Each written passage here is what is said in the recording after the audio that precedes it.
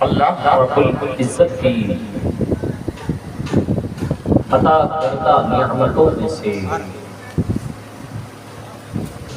ایک بڑی عظیم نعمت ہے ماں اور باپ کی شکل و صورت میں پروردگار عالم نے ایک ایسی ذات کو اس دنیائی کائنات میں بنایا ہے کہ ایک اولاد اپنی پوری زندگی اپنے ملک سے پیدل چل کر خانہ کعبہ کا طواف کرائے، مقام ابراہیم پر نماز روزانہ ادا کروائے، صفا و مروہ کی سعی کروائے، منی و مزدلفہ و عرفات کی سرزمین پر چکر پہ چکر لگا کر کے واپس آئے پھر جائے، واپس آئے پھر جائے، پوری زندگی آتا جائے جاتا جائے، تب بھی ایک اولاد اپنے ماں باپ کے حقوق کو ادا نہیں کر سکتا۔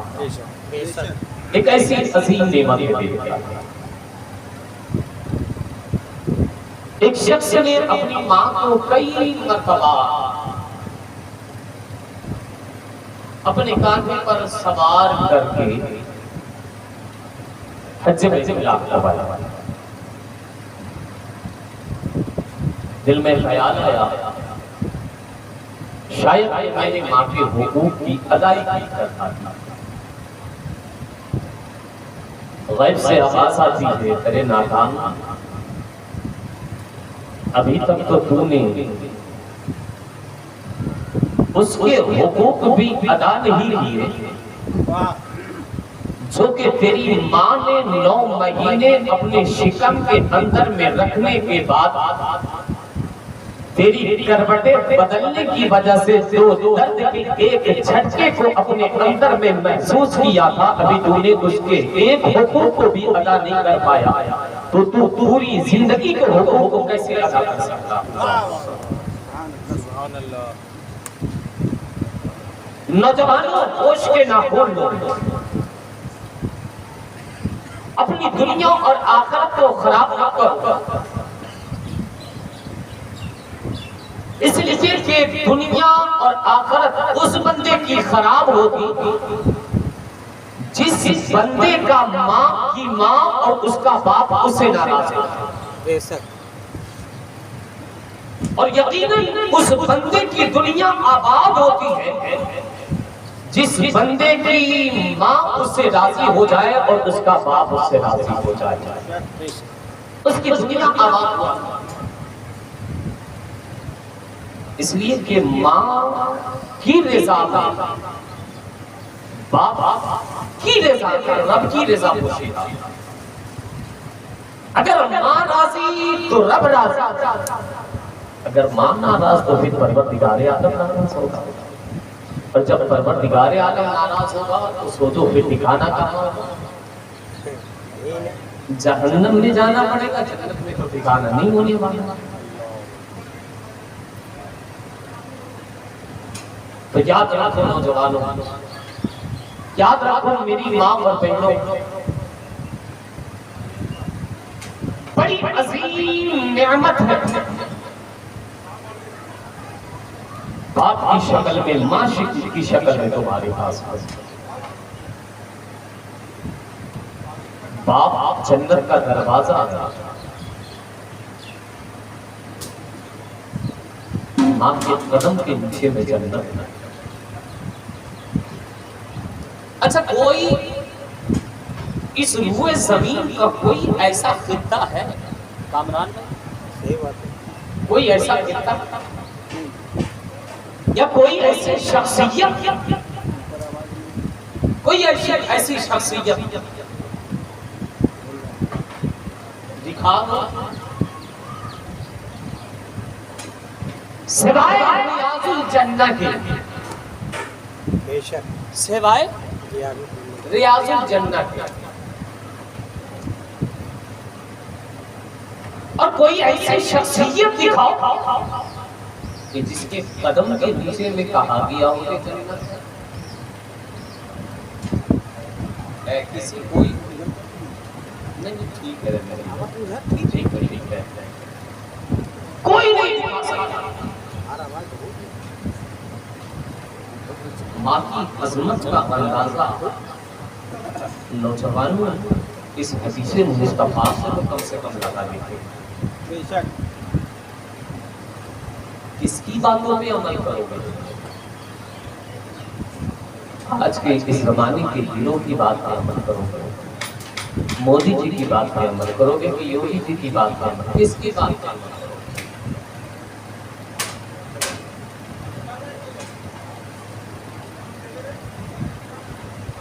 تمہارا ہیرو کون ہے؟ صحیح بات ہے۔ تم کس کی بات پہ عمل کرو گے؟ اس دنیا دار کے، ان غدار کی باتوں پہ عمل کرو گے یا مدینے کی تاجدار کی باتوں پہ عمل کرو گے؟ سبحان اللہ، تاجدار بے شک بے شک۔ بے اعلیٰ سے فرماتے ہیں کہ بے واسطے کہ ان کی خدا کچھ عطا کرے، حاشا غلط غلط یہ حوث بے بسکتی ہے۔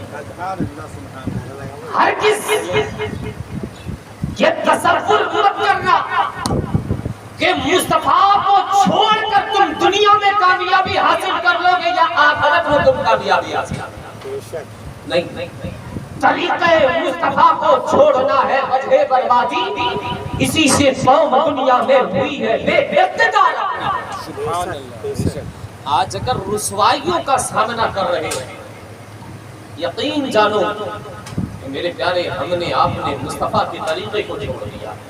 بے شک یہی وجہ ہے کہ آج رسوائی ہمارے پیچھے اور ہم رسوائیوں کا اینی ٹائم 24 آورز اس کا سامنا کرنے لگے۔ لیکن اگر ہم نبی کے فرمان پہ عمل کر لیں، مصطفیٰ کی شریعت پہ جب ہم عمل کر لیں تو ہمیں یقین ہے کہ ہمارے پاس میں ایسے ایسے مشکل کشا ہے کہ نام لیتے ہی وہ مشکل اتنی دور میں جا کر کے گرے گی کہ اس مشکل کا بھی عطا پتہ ہے۔ لیکن شرط ہے کہ پہلے ہم اپنے آپ کو ویسا بنائیں تو کبھی نہ۔ انسان آج ایسے بھی دنیا کے اندر میں 5 وقت کی نماز بھی پڑھ لیا، حاجی بھی بن گیا، راہ خدا میں خرچ پہ خرچ کر رہا، سب کام کر رہا، سب کام کر رہا، لیکن جب اس کے گھر کی کیفیت کو معلوم کرو گے تو پتہ چلے گا کہ ماں کی طرف پلٹ کر کے بھی نہیں دے گا۔ آپ اپنی زندگی فکر و فاقہ کشی میں گزارا، لیکن اولاد اس باپ کی طرف پلٹ کر کے نہیں دیکھتا۔ اولاد کو دیکھو، باہر نکلے گا تو اتنی آن مان شان کے ساتھ میں ایسا محسوس ہوگا کہ اس سے بڑا رئیس تو دنیا میں کوئی ہے ہی نہیں ہے، اور جب اس کے گھر تک پہنچو گے پتہ چلے گا کہ اس کی ماں کی زندگی ہے، وہ پھٹے ہوئے ساڑی میں اپنی زندگی گزار رہی ہے، اس کا کہیں دوپٹے کا آنچل پھٹا ہوا ہے تو کہیں کپڑے کا کنارہ پھٹا ہوا ہے، اس پھٹے ہوئے کپڑے میں اپنی زندگی گزر رہی ہے، لیکن وہ نالائق اولاد اپنے آپ کو سوٹ بوٹ میں تیار کر کے باہر میں ایسا دکھا رہا ہے جیسے کہ محسوس ہو رہا ہے کہ اس سے بڑا کوئی رئیس ہے ہی نہیں ہے۔ بے شک بے شک۔ اللہ اکبر۔ دنیا والے کو اپنی رئیسی دکھا کر کے کیا کرو گے؟ بے شک کیا کرو گے؟ کس کی رضا حاصل کرنے کی کوشش میں لگے تھے؟ کس کو راضی کرنا چاہتے تھے؟ اس دنیا والے کو راضی کر کے تجھے کیا ملنے والا؟ کون بچانے آئے گا؟ جب ملک الموت آئیں گے روح نکالنے والے کے لیے، کون آئیں گے تیرے پاس؟ ریکویسٹ کریں گے ملک الموت کے پاس، ملک الموت چھوڑ دے ورنہ اس کو اتنی سختی کے ساتھ میں اس کے جسم سے روح مت نکالنا، یہ میرا بڑا وفادار ہے، یہ میرا خیر خواہ ہے، یہ مجھ سے بڑی محبت کرتا ہے، یہ مجھ سے پیار کرتا ہے، میرے نام پر گولی بندوق پسٹل لے کر کے نکل جاتا تھا تو 4 گھوسے کسے رسید کرنے ہیں وہ میرے نام پہ نکل جاتا تھا۔ ذرا اس کی روح کو نکالنا تو بڑی آسانی کے ساتھ میں نکالنا، واقعی ریکویسٹ کرے گا؟ نہیں کرے گا، ارے کرے گا، ہے کسی کو چھمتا نہیں ہے؟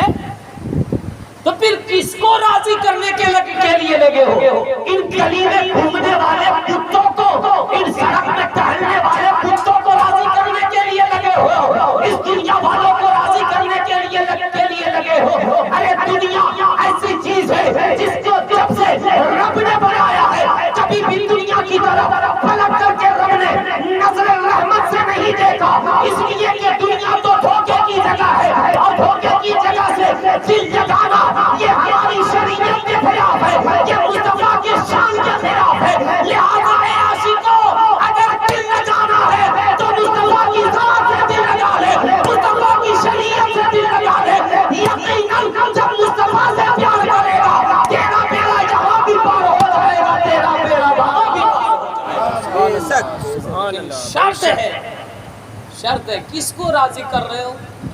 میرا مزاج تو یہ ہے کہ بڑا پیسے والا ہے اس کو ذرا راضی کر لو، کچھ مال پانی کا ٹھکانہ ہو جائے گا، بے شک، چندے بندے کا ٹھکانہ ہو جائے گا، تنخواہ بنکا بڑھ جائے گا، بے شک، یہی تو معاملہ ہے۔ یہی معاملہ ہے۔ اللہ کی عزت، اللہ کے پیارے حبیب صلی اللہ علیہ وسلم ارشاد فرماتے میرے پیارے سنو، دنیا والوں کے آگے میں ہاتھ مت پھیلاؤ، بے شک، دنیا والوں کے آگے ہاتھ پھیلاؤ۔ صفا کرتے ہیں کہ رب کے